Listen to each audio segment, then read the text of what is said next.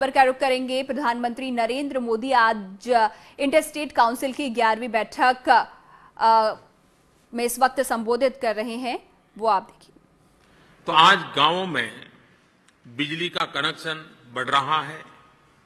आने वाले 3 साल में सरकार का प्रयास है करीब 5 करोड़ परिवारों को नए गैस के कनेक्शन दिए जाएं। एलपीजी की सप्लाई भी और बढ़ेगी। इन प्रयासों का सीधा सीधा असर ये पड़ेगा कि केरोसिन की खपत बहुत कम होगी। हाल ही में चंडीगढ़ प्रशासन ने चंडीगढ़ को केरोसिन की खपत से मुक्त किया। केरोसिन फ्री चंडीगढ़ बनाया। अब केंद्र सरकार ने एक योजना आपके सामने रखी है कि जैसे जैसे केरोसिन की खपत कम हो रही है, अगर उसको हम साइंटिफिक तरीके से कुछ काम करें और जरूरतमंदों को केरोसिन पहुंचाएं, इसके अगर व्यवस्था को हम सुदृढ़ करते हैं तो संभावना है कि बहुत बड़ी मात्रा में केरोसिन बच सकता है। केंद्र सरकार ने कहा है कि आज केरोसिन में सब्सिडी के नाते जो खर्च होता है, अगर ये केरोसिन बचाया जाएगा तो 75% ये जो बचत होगी वो राज्यों को शेयर कर दी जाएगी। मैं कर्नाटक सरकार को बधाई देता हूं कि उन्होंने इस विषय में काफी पहल की, बड़ी तेजी दिखाई और उन्होंने बहुत बड़ी मात्रा में केरोसिन की खपत बचाई है और उसके कारण उनको काफी मात्रा में धनराशि भी उपलब्ध हुई है, जो धनराशि उनको पहुंच गई है। एक अनुमान है, अगर सभी राज्य थोड़ा थोड़ा करें और 25% भी खपत कम हो जाए,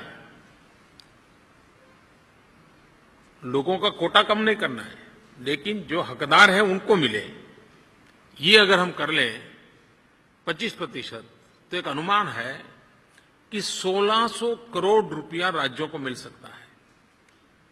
जो सब्सिडी बचेगी, जो राज्यों को देने का सरकार का फैसला है, ये बहुत बड़ा इंसेंटिव है। तो हम अगर हमारी व्यवस्था में सुधार लाएंगे तो इसका लाभ सीधा सीधा राज्यों को मिलेगा। Interstate council centre state relation के साथ ही उन विषयों पर भी चर्चा का मंच है जो देश की बड़ी आबादी से जुड़े हुए हैं।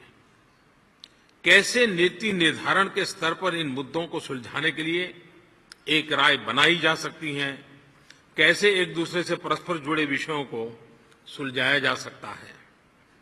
इसलिए इस बार इंटर स्टेट काउंसिल में पुंछी कमीशन की रिपोर्ट के साथ ही 3 और अहम विषयों को भी चर्चा के लिए प्रस्तुत किया गया है। उसमें एक है आधार।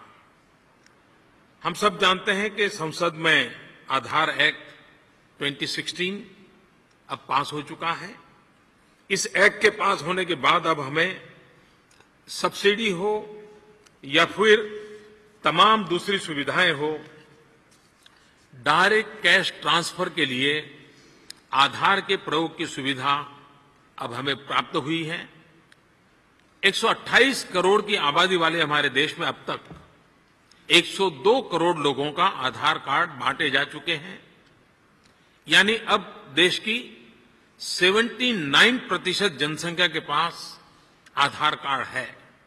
और उसमें भी अगर हम एडल्ट्स को सोचें, वयस्कों की बात करें, तो देश के 96% नागरिकों के पास आधार कार्ड है। आप सभी के समर्थन से इस साल के अंत तक हम देश के हर नागरिक को आधार कार्ड से जोड़ पाएंगे। और मैं इसके लिए मुख्यमंत्रियों का, राज्य सरकारों का भी आभार व्यक्त करता हूं कि इस काम में उन्होंने काफी तेजी लाई है और काफी बल दिया है और उसके कारण ये संभव हुआ है।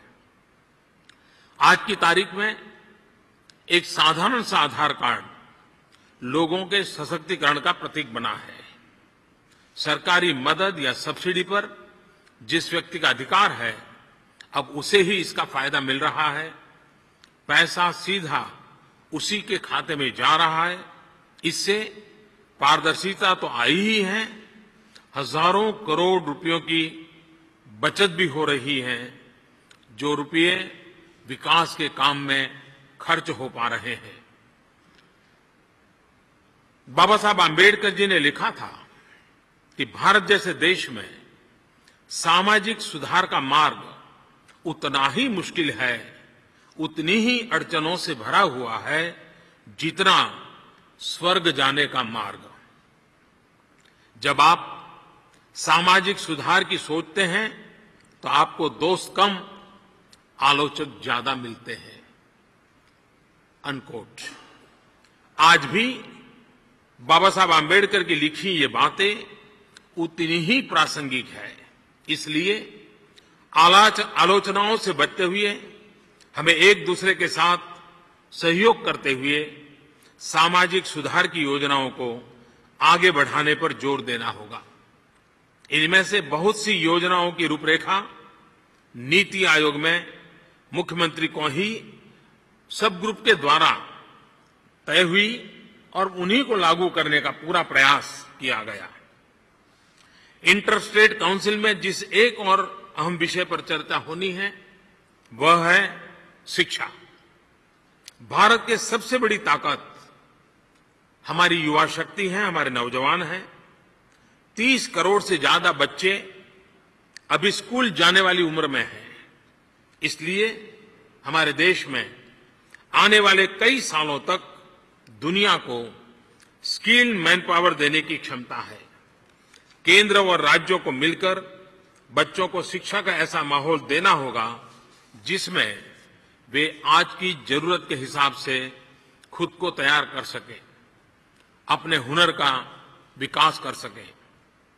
पंडित दीनदयाल उपाध्याय जी के शब्दों में अगर कहें तो शिक्षा एक निवेश है। हम पेड़ पौधों को लगाते समय उनसे कोई फीस नहीं लेते। हमें पता होता है कि यह पेड़ पौधे आगे जाकर हमें ऑक्सीजन देंगे, पर्यावरण की मदद करेंगे, जीवन की आवश्यकताओं को पूर्ण करेंगे।